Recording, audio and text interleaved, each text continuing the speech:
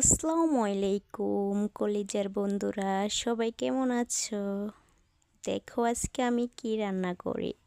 আজকে প্রথমে ভাত রান্না করব, তারপর রান্না করব আলু দিয়ে শুটকি দিয়ে ভুনা করব।